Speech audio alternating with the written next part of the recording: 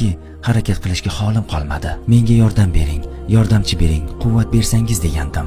Rasululloh aytdilarki, shunaqa birini topsam yoki shunaqa imkonim bo'lsa uni kimga berardim? Ashobi suffa talabalarining yoniga berardim dedi. Ammo senga shunaqangi kalima aytamanki, agar bu kalimalarni tongda, kechda takror qilsang, hayoting davomida qiyinchilik ko'rmaysan dedi. Juda ham qiziq va biz bu kalimalarni har kuni aytamiz. Ular nima?